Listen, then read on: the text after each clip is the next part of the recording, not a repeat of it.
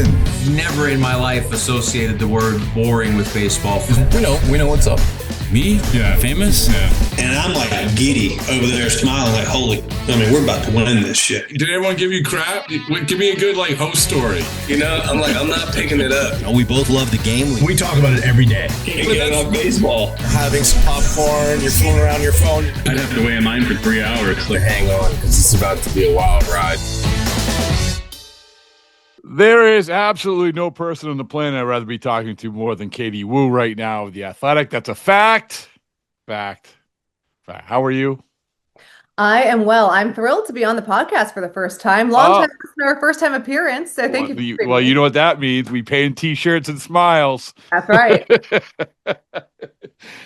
But we're honored to have you. Thank you so much, Katie. You do such an awesome job for The Athletic. There's a ton of stuff we can talk about. Yeah. First of all, it's the second time I was just thinking about this. This is a podcast first where you went to Arizona State, correct? Correct. Okay. Second time that we've had with a course of 2 weeks, two people from Arizona State on, and coincidentally, you probably finished near the top of your class, and the other person we had on absolutely finished at the bottom of their class. So, yes. Do I want to know who this person is? Yeah, you can guess. Three I don't know. No, I can't guess. Now that I can't because bottom of the class, they're going to come after me. It's not Cam Scatterbo. It's Dustin Pedroia. Dustin Pedroia was on. Oh, Sun Devil legend. You can finish bottom of your class when you are Dustin Pedroia. And he made it very clear that he was not there to he was there to learn under the ways of the world under Pat Murphy and not necessarily his economics teacher. So you know what? That's fair. We love transparency on this podcast. That's right. Well, I want to start sort of about your path. We're going to get into sort of what's going on and everything else. But, I always love, one of the things that I love talking to people in this industry about their path, about how they view the industry and all that stuff. Take me through a little bit of how you got to The Athletic. And then I'm going to ask you how things have changed even in the time at The Athletic, because you've been there for 5 years, five. Yep, 5 years. Oh, right. Oh, there you go. But just take me through a little bit of your path, and you can even when you realized that this is what you wanted to do. Sure. Well, I went to Arizona State, as we established, and similar to Dustin Pedroia, I didn't necessarily go for the top tier education. I went because I thought it would be really fun. And that was not exactly a sentence that thrilled my parents when I explained to them why I was choosing ASU, but it was an honest one. And to be completely transparent, I had no idea when I went to college what I wanted to do. I tried a couple of different majors. None of them really stuck out to me. And I was kind of in that weird transition as an 18-year-old, what do I want to be, And I was walking around Arizona State's campus, and quite literally a bus drove by me with a sign on it that said sports journalism program opening, I think it was January 2015. And I was like, oh, that's next semester. And I've always loved baseball. Part of the reason I went to Arizona State was so I could go watch spring training. Again, not really how I'd recommend. No, listen, your parents were probably earmuffs on the first part where I just want to go party, but you want to go see spring training. Okay, we're getting somewhere. That sold my dad a little bit. My mom, not so much. She was still less than pleased. And I thought, you know what, let me just try it. There's a beauty in being 18 and not having to commit to anything. And I walked into my first class the next semester. It was the history of journalism class, which doesn't sound super thrilling, but after one class, I was like, you know what, this is the only class that's really been able to hold my attention so far. I think we might be onto something. And ASU has turned into such a powerhouse in journalism, sports journalism especially. So to be able to major in that specifically and take advantage of working in spring training, internships there, they have all of the major sports in Phoenix. It just solidified very early on. Can I just, as a quick pause, and I sorry to interrupt, but I can't get past that a bus ad actually led to something good. I know. Right. So if you want, it's up to you. But if you wanted to put on your social media bio, it all started with a bus ad, I would be immediately or if you want to make up T-shirts, I'm going to help you do that. it all started like that is incredible. It's already an incredible story, but I'm sorry to interrupt. Go ahead. No, I think that one thing that you and I have in common is our love for like a fun t-shirt. So we'll talk about that. We'll talk about that off screen. Yeah, all right. But that was essentially it. I had some really great professors. The ability to go and work spring training was just the cherry on top. And then as I was graduating, MLB.com, the final year of their internship, which I thought was one of the best internships in professional sports, I was lucky enough to land one of those covering the San Diego Padres under AJ Cassavell, who was excellent, and did some freelancing in between. Always wanted to write for The Athletic, did some freelance for them as well back in the Bay Area where I'm from, covering some A's. And in 2021, the Cardinals job opened. I had someone from Arizona State reach out and say, hey, I think you should apply. I did. And 3 lucky interviews later, I was hired to what could only be described as my dream job. It's a good story. It's a good one. And also, so here's the lessons we learned besides the bus ad thing. Is that you don't have to have it all figured out. And I think that when you talked about you got to a class that kept your attention, sort of like sometimes that's it, man. Like what I like this. I'm gonna dive into it. I like baseball. I can do this. I'm a good writer. I'm just gonna keep going down this path. And sometimes we don't all have it figured out at 18 years old. I know that, listen, this huge 18-year-old listenership in this podcast, absolutely. But so all you 18-year-olds out there, just understand, like lesson learned. So good for you, man. Good for you. Yeah, it's been a ride. And to be very clear, even at 29 years old, you still don't have anything figured out. And anyone that says they do, regardless of age, is a liar. We're just here. We just go with the flow, right? Well, perfect segue. That's why you're a pro. All right, so you go to The Athletic the last 5 years, and this is another thing which, I'm probably going to go into BC later today and rant and rave about this to some students. But how it's changed. It's crazy. And I do think that, so when you started The Athletic, it was COVID. It was right around COVID. Yes. It was the full COVID season. So no clubhouse access, limited capacity, limited travel. Okay. So obviously, like things changed after COVID, but in your time, what are some of the things that you've noticed? Because I think even The Athletic, people at The Athletic will say, it's changed, and which is fine. I mean, things change. How has it changed for you in some ways? Well, sports media is changing constantly, and we know that. And I think with The Athletic, there is change that we can see right away. I mean, we were sold to the New York Times, which completely changed our operations. And we changed how we cover teams because The Athletic has, when we traditionally launched, we didn't write every day. We weren't necessarily game story publications. It was, if you have a long-term or a long-form story that's going to take you a week to write, but nobody else will have, that's fine. Don't write for a week. And that, I think, worked when we were very early on as a startup company. But now as we've kind of grown and we keep recruiting some very high writers across the board, I think there's more of a demand for readership, which is great in a time and age where social media influencers and TikTok and aggregation rules rampant with sports media. The fact that there's still such an interest in traditional outlets makes me happy, at least. But it also increases the demand. So I know for the Cardinals beat from year 1 to year 5, I've wrote a lot more. And that coincides with 3 consecutive very bad down years for the Cardinals where there's less to write about. But we're seeing that a lot where it's more about getting information out and getting information out in a continuous manner.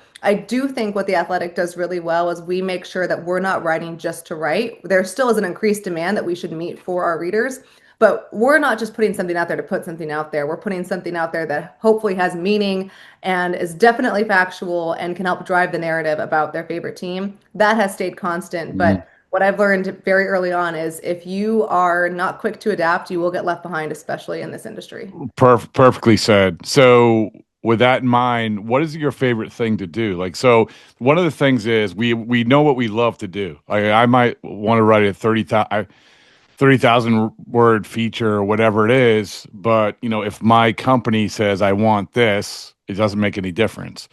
What do you love to do? Like, what is your thing that you love to do? Because you just articulated what we need to do, but what do you love? What's your favorite thing to do?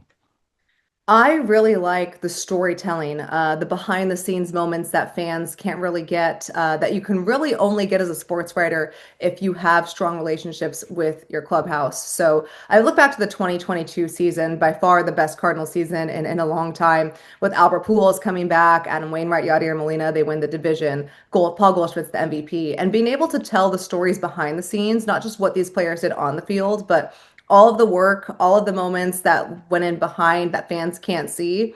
That's the kind of detail that I really like to get into. And I think that kind of value comes with being a beat writer. I'm not sure if you can just necessarily fly into a team and spend a couple of days with them and get this kind of information. There is a lot of reward to spending 200 consecutive days with a team, and it's to be able to find those details that make storytelling worth it. I like a game story every now and then. There's some analysis that can be fun. Breaking news is a terrifying thing to do, but can be rewarding if done right. I think, though, if I could really strip it down to one thing, it is the storytelling that personifies these athletes. It has been something that I've really, really enjoyed doing, and something I haven't gotten to do too often with all of the losing. And I hope to be able to do a little bit more going forward. Yeah, people when you're covering a losing team, it's hard because you're like, I really want to break this down and tell this story, and they're like, dude, they've lost 10 in a row. I don't want to, it's like, Correct. but you raise a good point. I think this is one of the great things about baseball is that, and it was really magnified during COVID when it was taken away, where Katie, you do such a good job of this, of telling these stories and talking to people. And in baseball, you're allowed to do that more than any other sport. In COVID, we had to arrange a Zoom call for 2 weeks down the road, and that was taken away.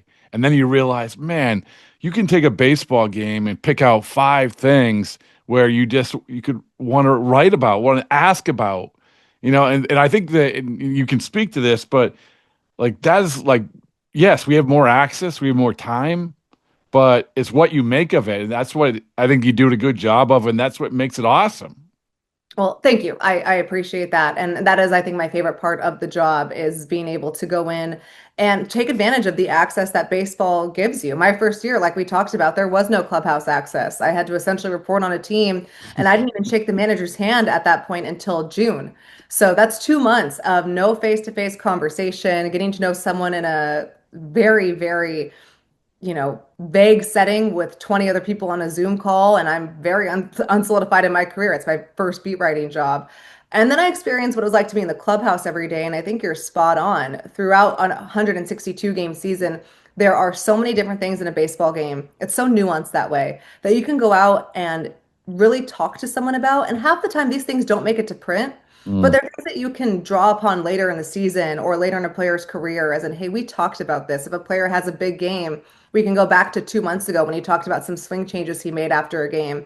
And that kind of stuff, I think, makes, again, beat writing coverage so invaluable to the fan, because you get this access that, if done right, can really provide a whole nother level of insight to your favorite baseball team. That is something I really try to do every day. There is something to be said about just the conversations of being able to walk into a clubhouse and be like, hey, let's talk about this. I noticed something about this, talking about a player's family, talking about, weekend plans. So much of the grind of the daily season is just small talk. And then eventually those small talk conversations will lead to something big. And that's where you can really run with it. Oh, you're so right. And it's, I think one of my biggest pet peeves, Katie, is I think that, not everybody and not maybe the majority, is that reporters go in the clubhouse and you see this and they stand there and talk and usually gossip about their own world, right? We can do that up in the press box. We can wait. But you have this time in the clubhouse and you sit there and it's because my plan A isn't out. Well, there's a relief pitcher sitting over there doing nothing. And to your point, you know what'll happen if you don't talk to them. Nothing.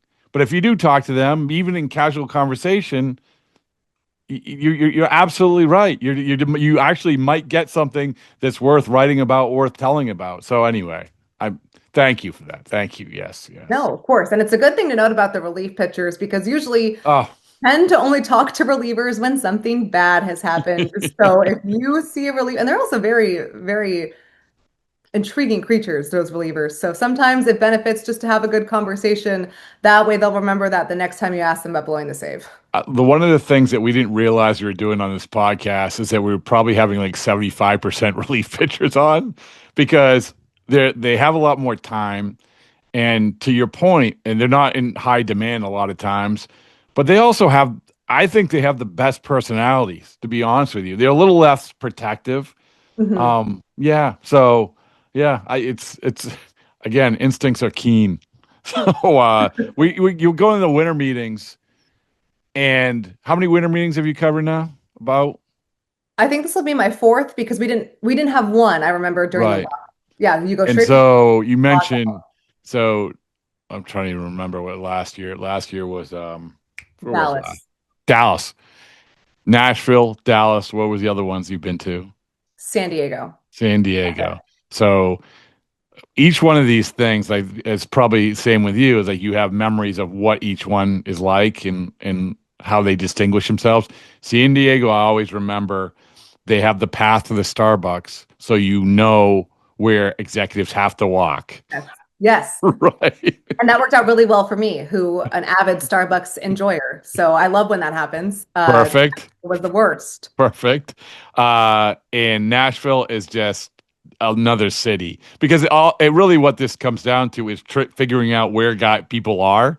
And in Nashville, it's basically like, well, are you on, a mile away? Where are you? I mean, Nashville is just, I don't know if maybe you liked it. I don't know. I didn't. And part of our job is to, you can ask people where they are, but most people are going to try to avoid us because they know they have questions that they can't answer. So part of, my job is to just randomly, coincidentally, funny Yeah. seeing you here, even though I knew you'd be here, run into somebody. And that was very hard to do in Nashville. But when you can hang out with by the Starbucks in San Diego, again, works out much better. It was funny. There was one year that I came to realize inadvertently that Scott Boras went to the treadmill the same time every day.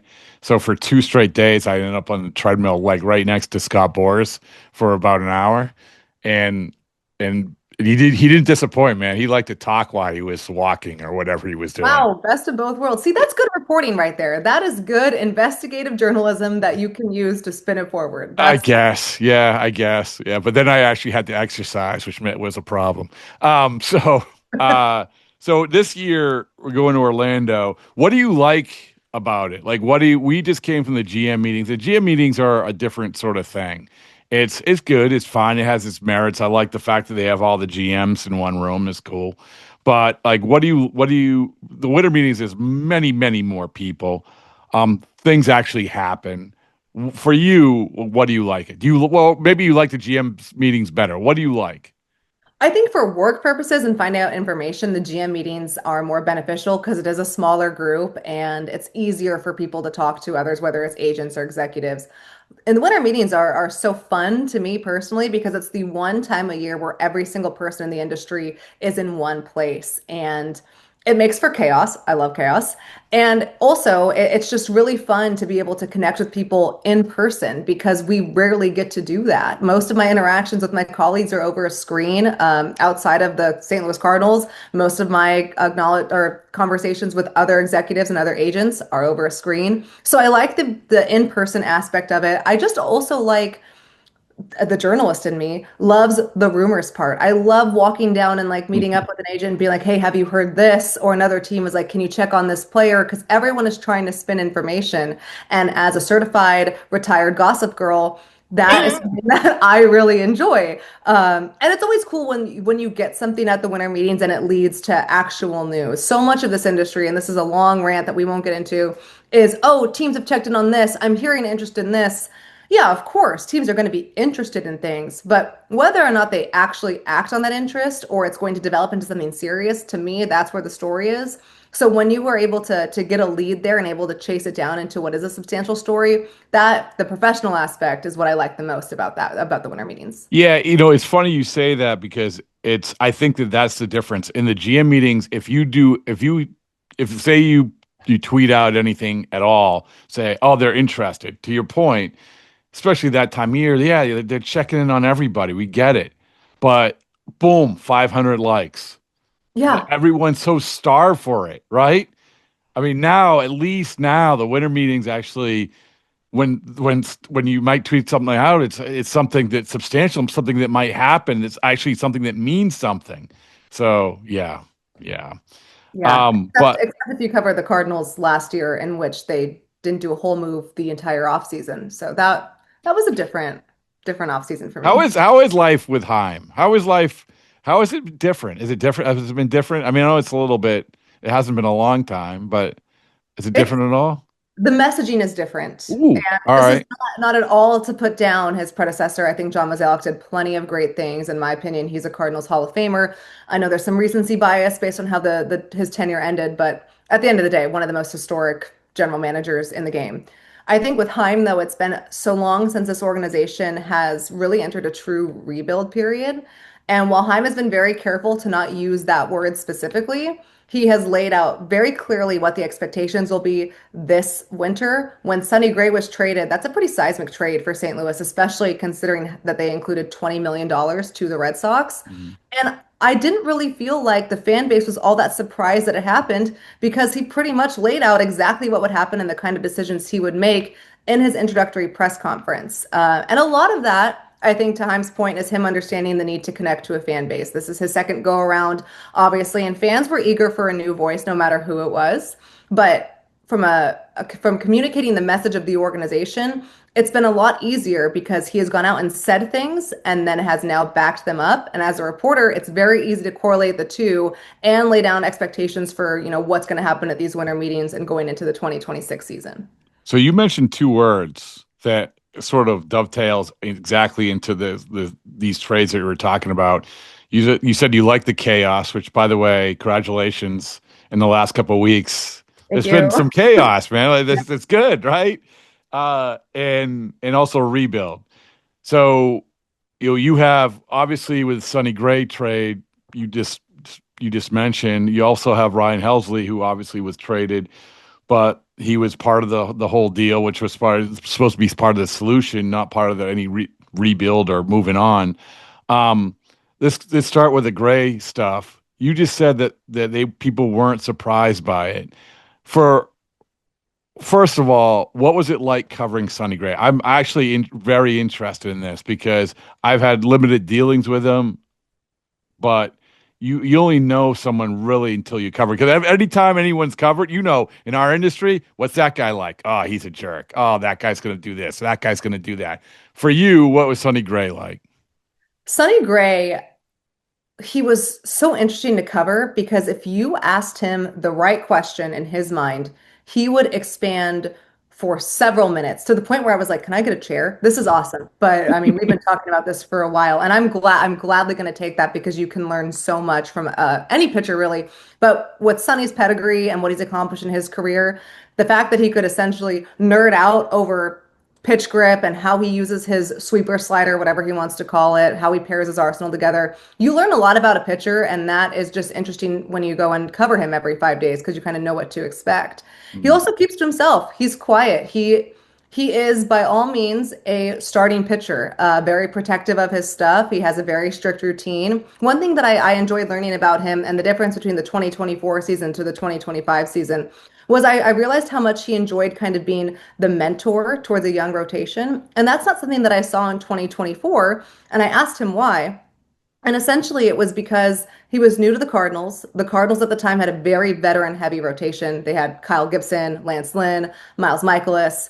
And part of the reason why he stayed in 2025, even after the organization announced that they'd be in a transition year and winning wouldn't necessarily be the priority, he said that he wasn't completely sold that the Cardinals couldn't win in 2025. And even if they couldn't, he really wanted to take this young rotation and help be a mentor for them, help guide them, help them learn. And when you listen to him explain how he attacks hitters, what he works on in bullpen sessions, how he keeps himself healthy, those kinds of things are very valuable for the young rotation. And I know his Cardinals tenure didn't go the way he had hoped to when he signed, but I think he's made a lasting impression on some of the young pitchers that will be filling his role next season. So when he's dealt, what was your reaction to that? Like, I've been asking people your sort of guttural reaction. You're like, oh my, this has happened. What was your reaction to that deal? Well, we had a feeling he was going to go quickly. That's something that he has decided. Actually, it was almost nearly 2 years to the day that he signed with the Cardinals. Some guys just like to take care of their offseason problems early. I was under the impression that he was going to stay somewhere closer to his home in Nashville. We were looking at teams like Atlanta, Cincinnati, the team that he almost signed with before going to the Cardinals. Again, full no trade clause, so the player has some say here. So when we had some inkling that the trade was going through, and we figured out that it was Boston. I was a little bit surprised just because Boston isn't all that close to Nashville. But I think it makes sense, obviously, the connection with Hyman, that organization. If you're going to make a big trade, you might as well make it with an organization that you know well. And Sonny's desire to win, that made sense to me. I know there was a lot of a narrative with him in the AL East. His time in the Yankees did not go well. I wouldn't necessarily say he cannot handle a big market, though most of his career, when you think about his teams, Oakland, Minnesota, St. Louis, outside of the Yankees, have been small to mid market. So that was interesting to me. From the Red Sox perspective, I think I've seen a lot of discourse about whether Sonny Gray is a number 2 or a number 3. I think that's totally fair to debate. Perspective, the Cardinals had him as a number 1, which I think says a lot about the state of their rotation. But when you're looking at what Sonny Gray can bring to Boston, I thought he made a lot of sense. He's not necessarily an innings eater, but he is a strike thrower. He has wipeout stuff, 2 consecutive years of 200 plus strikeouts. Once I got over the shock, because I really just thought it'd be Atlanta, I was like, you know what? I think this makes sense for both sides. And I think it's a really good trade for what both teams are trying to accomplish. Well, you kind of hit on what I was going to ask you. The last thing about Gray is our good friend Julian McWilliams does this podcast for us, the eye test. And ultimately, when a guy is traded, we dig into Baseball Savant, we do all this stuff. But your opinion is one of the most important opinions. You have the eye test, and you see, and you see, like, okay, that guy, I see him as a potential guy who can pitch a meaningful World Series game. Because this is what they're saying, right? When you see him, and this is no knock on him, he could be a very, very good pitcher that's just outside that world. Do you see him as that one of those guys? In a best of 5, absolutely. I obviously the Red Sox have Garrett Crochet, so they're not going to expect him to start a playoff game. No, but they were talking about, not to interrupt, but they were talking, this is one of the things, we are going to prioritize a guy who can basically walk side by side or just behind Garrett Crochet. If he can find his form that was similar to 2024, rather 2025, I'm more inclined to believe that. You look at his stats in 25, off the top of my head, I think he had right around 180 innings pitched, made all 32 starts, so that's great. But his ERA was almost a full run ahead of his average, and that's because he had genuinely 4 to 5 just horrific outings where, I mean, he was lasting 2 innings, he was getting lit up 6, 7, 8 runs in an outing, and that's just something that was uncharacteristic. I think that there's some tweaking to be done to that arsenal. Do I want to start him in a playoff series? Yeah, I'd take it. But it's really hard. I know that's you just answered the wow. question. You just answered the question. Like, if it's Joe Ryan, you say, yes, I want him to start in the playoff series. You're saying, maybe. Sonny Gray in a best of 5 will get it done for you. That's how I'd put it. That's okay. It's fair. I mean, again, no knock. And you can it's really interesting because you can make the case for both. I think the reaction was, okay, this is the replacement for Lucas Giolito. This is a replacement for the guy that we thought Walker Buehler was. No, like this is the guy that they're saying, no, this is Joe Ryan. So anyway, well put. Last thing is just I know that you've been writing much more about than just Cardinals. What's the thing that you think is coming up? And this is an unfair question, but so be it. What do you think is coming up? I will preface that or also say that we say it's lining up always for a crazy winter meetings. They set the stage up, they have their microphones, and they never use them. There's no press conferences, and there used to be press conferences. So we always think big things are coming. And last year, Soto happened, so that's great. What do you think is going to be coming up in the next week or so? I'm trying to remember. I think it was the Nashville winter meetings when everyone was waiting for Shohei to sign, and we were all just kind of like sat there for 4 days, and it was really boring. And we ran up a significant bar tab every night. What else is there to do? Well, in fairness, that's what we do. No matter Correct. But this time, at least we had an excuse, right? That's true. Yeah. This year is difficult because it's not like it's a super exciting free agent class. There is no like bona fide superstar. Okay, Framber Valdez is a great get. Kyle Tucker is probably the most high profile free agent, but it's not like there is a Soto watch or an Otani watch. The relief market to me is the most fascinating, which is usually not the case. Usually relievers are the last to go, but we've seen some early action, and it's the most competitive aspect of the free agent class, in my opinion. I'm not sure if we're going to have a big winter meetings. Maybe I'm setting expectations low so I won't be disappointed. But what I would really love, and this is just because I like big dramatic things, is like Sunday night, everyone's chilling. Let's start this thing off with a bang. Let's get a signing. And I really think that the trade market is what's going to start first. I think these free agent signings are traditionally later in the off season. But let's break tradition. Let's do a big free agent signing. We have Dylan Cease off the board. Let's follow up with another starting pitcher. And really get these things going, so we're just not sitting around pretending to look busy the whole time. Was it the Soto was? I have terrible memory when it comes to this stuff. I think it was that Sunday. Exactly what you're talking about. Like Soto set the stage, and we need another. You're absolutely right. We need another one of those, and it doesn't usually happen. You're right. That was in Dallas last year. Yeah. Right? I remember hanging in the lobby waiting for people to come back from dinner. It was miserable. Like the bar was way down the hall. And then and everyone was just kind of noticing the New York writers just kind of leaving the bar. We're like, suckers. We've had we've had some where I remember there was one year where we came out and Theo Epstein said, "Oh no, we're done. Don't worry, you guys can go drink or whatever it is." And then Carl Crawford, like as we're drinking, Carl Crawford, man, don't do that to reporters. Yeah. Right. Yes. No, we just give us some response time. Give us like 10 minutes to get to our laptop. We adjust. We write from planes. We write from restaurants. Just give us some time. I filed a story from my nail salon before. Oh, you did? A couple of minutes. Yeah. Versatile. Awesome. All right. Last thing. Why isn't baseball boring for you? You clearly love baseball. It's one of the reasons. It was the Plan B reason why you went to Arizona State. So, which made your dad happy. So, why isn't baseball boring for you? I think what makes baseball fun. I love this question. I've been waiting for it. We like baseball, sure, for the sport, but I think so much of why we are such passionate fans and baseball fans are just kind of this crazy example is because baseball reminds us so much of who we shared it with. So I became a baseball fan because every night after practice and dinner, I would go watch the San Francisco Giants with my dad, and it was a way to kind of bond with him and connect. And in the morning, we'd go over the box scores together because I was never allowed to stay up to watch the whole game. Rude. And as I'm going forward in my career, I think like, wow, how cool now I get to share this with my dad as a professional. And we're not talking about the Giants anymore. We're talking about the Cardinals, but there will be certain plays that you can really nerd out over, and it makes sense only to this tight-knit community of baseball sickos is what I like to call us. And to really get the nuance of the game means you will never be bored, because in this sport, you just simply see something new every day and you can never run out of things to talk about. I could go on and on why baseball isn't boring.